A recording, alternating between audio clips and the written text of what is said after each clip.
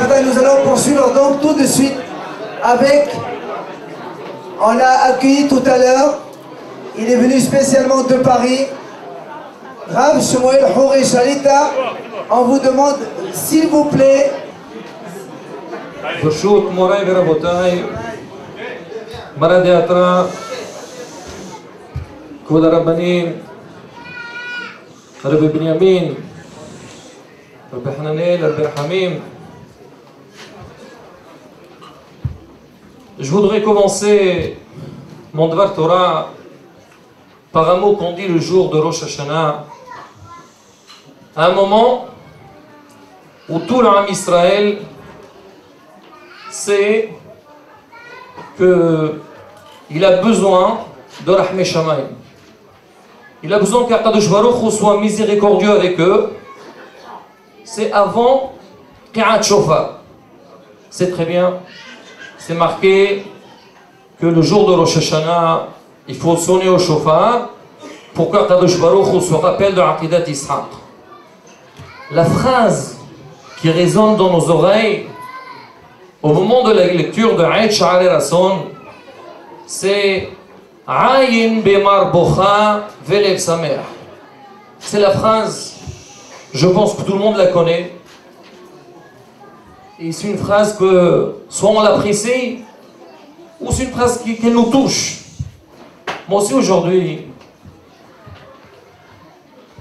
j'ai le même sentiment que le jour de Rosh Hashanah. Ayin Bemar Bocha Velev Samer. Je ne sais pas si vous avez compris c'est quoi ma kavana, mais je m'explique. Ayn Bemar Bocha, l'œil avec une amertume, elle pleure. Aujourd'hui, on a la même sensation, c'est que, sachant que Moreno Verabeno, At-Sadiq, Hagaon, Zechron al-Bracha, Rabbi Haim Cohen, on sait que c'est quelqu'un qui nous a côtoyés des longues années. On sait que dans ce genre d'événement, il était souvent présent avec nous. Toujours il a été sollicité. Tout le monde l'appelait Rabbi Haim, j'ai Akhnasat Sefer Torah. Je voudrais que vous soyez présents. Ce qui fait de la peine qu'aujourd'hui il n'est pas présent. Mais il est en train de sortir un Sefer Torah, Le'ilou Nishmat. Pensez à ça, il y a de quoi dire. Ayn Bemar Bocha. En sortant ce matin de la synagogue, en me dirigeant vers la gare, j'ai tout de suite pensé à lui. J'ai dit, moi je sors de Paris pour venir à Marseille. C'est une histoire de quelques heures. J'étais presque découragé, je me dis, hey, laisse tomber, on va faire demi-tour, c'est difficile. Il paraît, il y a les grèves, il n'y a pas de place, mais on a dit, on va faire un petit effort. J'ai dit, pour quelques heures de déplacement, on s'est déjà découragé. Alors lui, le temps qu'il prenait chaque fois pour venir à Paris, pour nous réjouir, pour être présent parmi nous, c'est des moments qu'on ne doit jamais les oublier. Ils doivent rester gravés dans notre mémoire. Mais Baruch Hashem, malgré Ayn Bemar Bocha, il faut dire aussi lève sa mère. Il faut être joyeux aussi. Et là, je félicite le Tzibour de Marseille, Ashrechem Israël, pour le kavod, pour les efforts que vous êtes en train de faire. L'Ichvodo, Chvod Moreno Harav. Pourquoi lève sa mère? Lui nous a quittés, mais on sait très bien. Si sa descendance elle est présente, lui aussi il est présent. Et c'est ce qu'on voit aujourd'hui, Baruch Hashem, autour de nous. En premier, Shibadel Hayim Tovim Varukim, son père, Rabbi Benyamin.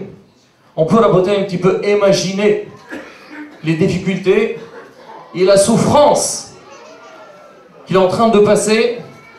Déjà la disparition de son fils, son deuxième fils, et aussi ses déplacements.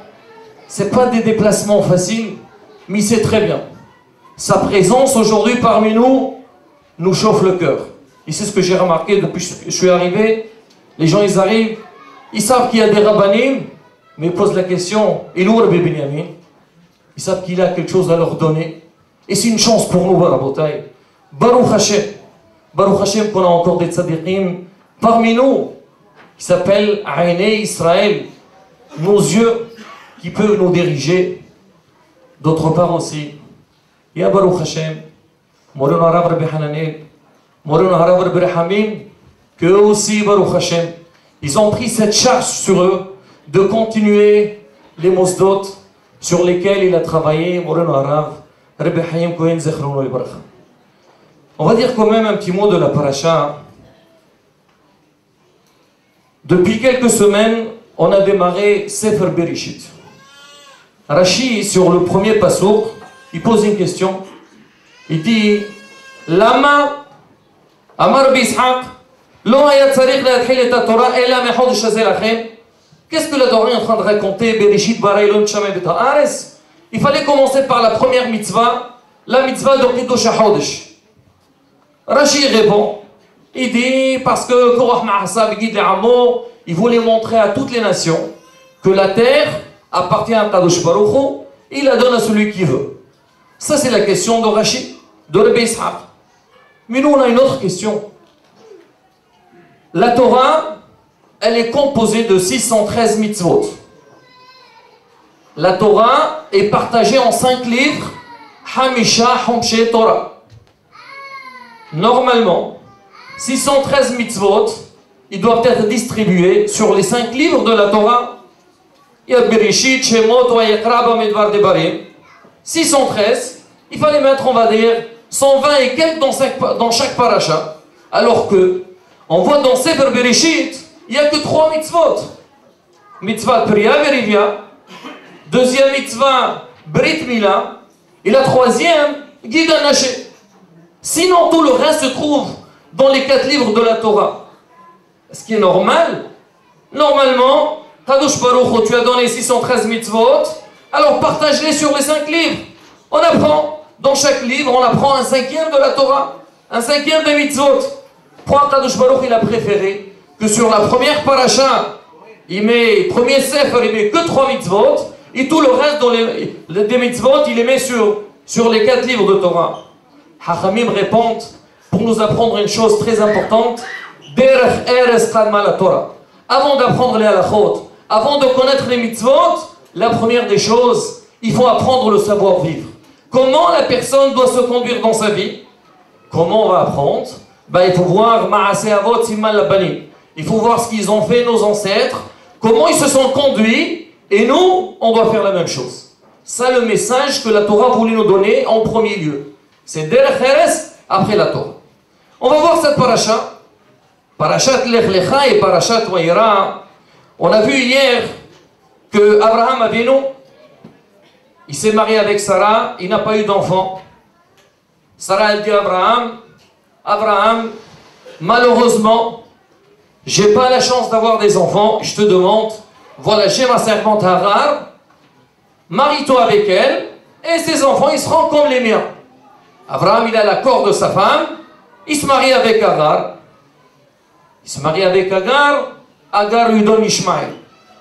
Juste après, la Torah dit, Sarah et Meno, Water et Sarah, elle a vu que Ishmaël, il est en train de jouer avec Ishaq. Sur place, Sarah s'énerve et elle appelle Abraham. Dit Abraham, écoute, moi ce garçon, je ne le veux plus chez moi à la maison, renvoie-le, lui et sa mère. Là, Rabotai, se pose une grande question. Sarah, c'est toi qui as demandé d'Abraham de se marier avec Hagar. Maintenant, tu viens d'avoir un enfant après 90 ans. On imagine une dame à 90 ans, comment elle peut s'occuper d'un petit enfant? C'est presque impossible, c'est difficile. Là, tu as la chance que Ishaq, il a trouvé un enfant avec qui jouer. Tu viens dire à Abraham, renvoie-moi ce garçon avec sa mère. De quel droit tu le renvoies? Mais laisse-le. C'est ça une mère qui veut éduquer son fils. Le contraire d'un enfant, il faut le laisser jouer. Arachi sur place, il répond. Il dit non. c'était pas n'importe quel jeu. C'est marqué, mais Sahiq, il rapporte Rashi, il dit il faisait les 3 choses les plus graves. Avoda Zara, Giloy Arayot, ou Shfichot Damim. Elle a vu que Ishmaël, il apprenait à Ishaq ce genre de Averot. Elle a dit Hasbi Shalom. L'autre terrassé Kazot Israël. Moi je peux pas garder mon fils avec ce rachat. Allez, qui part de chez moi. Abraham Avinu, il était dérangé. Abraham. Hachem lui dit Abraham, ne t'inquiète pas. Tout ce qu'elle te dit Sarah, il faut le faire. Sarah, elle a ses calculs, ben il faut l'écouter. Abraham, il ne discute pas. Il renvoie Agar et son fils. On voit la suite de l'histoire. C'est marqué, quand Ishmaël il est parti, il avait la fièvre. Il était fatigué, il avait soif, il avait besoin d'eau. Agar a le pris, et Akadosh Baruch il fait un nes, et c'est marqué, il a ouvert ses yeux, elle a vu qu'il y avait un puits d'eau, et tout de suite, elle saute sur l'occasion, et elle donne à boire à son fils. Dans le ciel, il y a une grande discussion. Ils ont dit, mais attendez. Kadosh Baruch, tu as envie de faire un nes. C'est un miracle de créer un puits d'eau. Mais est-ce que Ishmaël, il mérite? Tu sais que ce garçon-là, plus tard, ses enfants, ils vont tuer les enfants de Bni Israël. Quand ils vont sortir de la galoute, et ainsi de suite, ils vont les tuer. Normalement, il ne fallait pas le sauver, qu'il meure. Comme ça, il n'y a pas de continuité, et on est tranquille pour Am Israël. Hachem lui a dit non, vous vous trompez. Moi, je vois ce qui se passe maintenant. Ba'asher Husham. Maintenant, il faut voir ce qu'il est, Isra et Ishmaël. Est-ce que maintenant, c'est un sadiq ou c'est un rachat? Maintenant, il est sadiq, on ne peut pas le toucher. Allez, plus tard, ça sera notre compte. Mais pour le moment, il faut voir ce qu'il est. Et là, Raboutaï, une grande question qui se pose. C'est quoi cette réponse, Ba'asher Husham? On accepte Hachem. Hachem, tu veux juger par rapport à Manon? Ça ne nous dérange pas, tu es le patron. Mais on vient de dire juste avant, Sarah l'a renvoyé Ishmaël, pourquoi? Parce qu'il apprenait à son fils Ishaq les averot les plus graves. Il lui apprenait Avoda Zara, Shfichot Damim, Giloy Arayot. Il n'y a pas pire que ça. On va dire sur quelqu'un comme celui-là, c'est un sadiq? C'est pas possible. Alors, bon, écoutez la réponse. C'est une réponse que j'ai entendue de Rav Katz. Il dit en vérité, quand Rachid a dit, mais Sahiq, 3 averot, en vérité, il ne faisait pas vraiment Giloy Arayot. Quoi, on va croire, quelqu'un comme Ishaq à son âge, il va aller chercher à faire de l'adultère. Ce n'est pas des choses faciles. Shfichut Damim aller tuer quelqu'un. Ils sont encore jeunes pour ça. Alors, Rachid, tu mens, tu veux défendre Sarah. Ça veut dire quoi, mais ça? Pourquoi le renvoi? De quel droit? Il a dit Giloy Arayot, tu sais ce qu'elle faisait? Ben, Giloy Arayot. Ishmaël, il avait un site sur lequel il y avait pas mal, il y avait des belles photos. Il y avait des choses à voir. Il y avait des choses qui pouvaient capter l'attention de Ishaq. Et Sarah derrière, elle regarde, il dit, mais attends, qu'est-ce qu'il est en train de taper celui-là? Il dit, qu'est-ce qu'il fait? Attends, c'est un danger pour moi, je ne veux pas le laisser. Ah non, il va prendre la levée sur l'ordinateur. Mais attends, regarde. Ah, stop, il lui montrait des petites images à droite et à gauche. Il prenait des pistolets, un pistolet à eau. Voilà, c'est Simchat Torah, il joue avec. Il allez, venez, on va faire un petit film de cow-boy comme ça. Et on va jouer. Voilà, toi le shérif, moi je suis. Et ils jouaient ensemble, ils ont montré. Ah non, il dit ça. Moi, ce genre de jeu, je ne veux pas le voir chez moi à la maison. Ça ne m'intéresse pas. C'est vrai, c'est un enfant, il joue avec des pistolets. Mais quand il grandira, il sera un vrai shérif. Et il comptera le nombre de personnes qu'il va tuer. Je ne veux pas le voir. Avoda Zara, quel Avoda Zara? On dit prenez des marionnettes. Aujourd'hui aussi, il y a l'Avoda Zara. Raboutaï, une petite parenthèse. Vous savez, aujourd'hui, quand on dit quelqu'un qu'il a réussi, par exemple, soit dans la chanson, ou dans le sport, dans le football, ou dans n'importe quel domaine, qu'est-ce qu'on l'appelle? Plus que champion. Une star. Prends l'appel star. On est devenus des Anglais. Une star.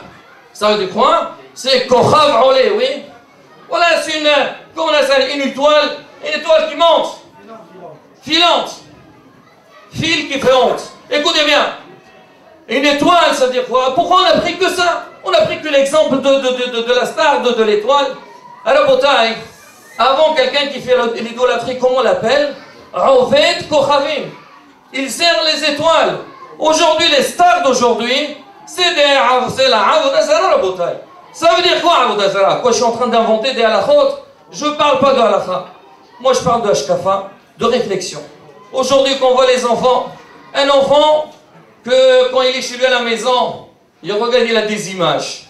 Il a la première partie, Daf Aleph, il a les photos des stars, donc de la chanson, le rock et le coq, et ainsi de suite. Ils sont à côté. Après, il a les stars de football. Quand il va faire Shema Israël, il regarde ces images-là, et c'est des images qui vont rester dans sa tête. Ça, c'est plus qu'Avodah Zara, Rabotai. Et ça, c'est le message de Sarah Imenu. Sarah Imenu, elle a dit à Abraham, il ne comprenait pas, il dit, mais attends, Sarah, c'est des enfants, ils jouent, ils s'amusent. Elle dit, non. C'est vrai qu'ils ne font pas pour le moment des Averot, mais moi, maintenant, ça me dérange. Je ne veux pas que mon fils, je le vois en même temps faire, regarder, apprendre ce genre d'amusement, parce que j'ai peur. Maintenant, peut-être il n'a pas la possibilité de faire des Averot, mais il grandira. Là, peut-être, il mettra en application ce qu'on lui a appris quand il était petit. Ça, c'est le message de Sarah. Et c'est pour ça que Rachid dit, c'est des Averot les plus graves. Alors, pourquoi je parle de ça? Bien sûr, j'ai dit, il faut dire quelque chose de la paracha. On a dit, il y en a des derechers khadma la Torah. Ça, c'est un grand message qu'on a besoin d'apprendre. On sait très bien aujourd'hui, la bataille, qu'on soit à Paris, qu'on soit à Marseille, qu'on soit à Djerba, qu'on soit à Marrakech ou au Meknes, c'est la même chose. Aujourd'hui, c'est le problème de la génération. On sait très bien aujourd'hui. N'importe quel parent, il te dit, on sait très bien, on dit le monde, il a changé. C'est pas du tout évident. Mais la bataille, si on se rappelle un petit peu de Moreno Arabe, c'était quoi son travail? C'était quoi son travail? C'est vrai que nous, quand on le voit, la première réflexion qu'on a, c'est il vient pour ramasser de l'argent pour la yeshiva. Et bien sûr, s'il vient, il a une yeshiva, il ne ramasse pas pour lui, il ramasse pour sa yeshiva. Mais à côté, qu'est-ce qu'il faisait? Moi, Baruch Hashem, j'ai eu le mérite. J'étais avec lui. Et je le voyais combien c'était beau. Combien il était intéressé, il était très chaud. Il me dit, les jeunes, il ne faut pas les lâcher. Il ne faut pas les lâcher. Il me dit, dis-moi, il y a un cours cette semaine. Tu sais, des fois, il est invité chez quelqu'un. Alors, il dit au Bar Labait, est-ce qu'on peut amener des jeunes avec nous? Il venait, voilà, et un des enfants, il dit, je vais amener tous mes copains. Ils viennent, et sur place, ils font la sonda, et après un shi'ur, après des chansons, et c'est devenu une habitude. Et c'est ce que j'ai vu chez Badé, son frère, quand il est venu la première fois à Paris. Alors, il y a un des jeunes de la communauté qui l'a invité, il m'a appelé, il m'a dit, dis-moi, est-ce que je peux appeler tous mes copains avec moi pour ce soir qu'ils viennent manger chez moi à la maison? Alors, d'où ils ont appris ça? Il ne les connaissait pas, il vient d'arriver, lui, le frère. Mais c'est qu'il se rappelle que quand le grand, il venait, et chaque fois qu'il était invité, c'était ramener les jeunes avec lui, leur faire des Devrei Torah, du moussar. Pour lui, c'est ça son tahlit, et c'est ça son travail. Je me rappelle une fois, lui, bon, il essaye de tourner chez les gens pour ramasser de l'argent, mais des fois, il voulait faire des petits événements pour changer. Une fois, hein, il était venu à la période, juste après la période de la Griba, juste avant Shavuot. Et cette année-là, hein, il y avait les Shvatim. Les Shvatim sont partis à Djerba, ils étaient invités, ils étaient de retour. Il m'a dit, tu sais ce qu'on va faire? On va profiter de leur passage, d'organiser une soirée, et on va ramener tous les jeunes, on va faire en même temps donc, une belle soirée, et bien sûr ramasser de l'argent pour la yeshiva. Bon, il s'est arrangé avec eux, il a fait la soirée, mais c'était une soirée, je dirais, ratée. Il n'y avait pas beaucoup de monde. Moi, personnellement, j'avais mal à sa place. Je dis, c'est pas possible. J'avais de la peine. À la fin de la soirée, qu'est-ce que je voulais dire? Je veux le consoler. Alors, regardez sa phrase. Il m'a dit, ce soir, on a pu faire du Ziko Yarbi, mais il y avait des jeunes qui sont arrivés, on a fait des Devrei Torah. Voilà pour lui. Si on a fait des Devrei Torah, ça vaut plus que l'argent. Et c'est ça, Rabotai, la responsabilité qu'on a tous. Aujourd'hui, on doit savoir une chose. On va sortir un Sefer Torah. Et encore une fois, félicitations. On a sorti un l'année dernière et un deuxième parce que les gens, ils veulent avoir un attachement avec le Père. Ils disent oui, oh, il était avec nous, on était attachés à lui, on veut chaque semaine, qu'on ouvre le Echal, on voit son Sefer Torah. Ça nous donne des souvenirs. Mais Rabotai, ça ne doit pas s'arrêter seulement aux souvenirs de dire qu'on a un Sefer Torah à lui, mais on doit aussi se rappeler des messages qu'il nous donnait et aussi de sa personnalité. Comment il faisait pour développer la Torah. Comment aujourd'hui, Baruch Hashem, on dit que la yeshiva aujourd'hui, elle est en train de fleurir et de s'agrandir. C'est vrai qu'il y a un grand effort de la part des Juifs de France, il faut le reconnaître, mais là, peut-être, il faut savoir une chose. C'est vrai sur le côté financier qu'il ne faut pas lâcher l'affaire, il faut toujours aider, mais derrière tout ça, on est en train de récolter aujourd'hui tout le travail qu'il a fait. Parce que lui, dans les situations qu'il était, si c'était quelqu'un d'autre, il n'aurait rien fait, et même il n'aura peut-être même pas sa yeshiva. Lui, il a planté le pauvre. À la fin, c'était pas du tout évident ce qu'il a eu. Mais derrière ça, Baruch Hashem, aujourd'hui, sa yeshiva, elle continue. Sa famille, elle s'en occupe. Et bien sûr, tous les fidèles, tous les amis. Donc ce soir, on doit sortir avec un grand hizob, pour nous en premier lieu, pour le Chod Torah, et aussi pour que sa yeshiva continue, Bezrat Hashem, Amen.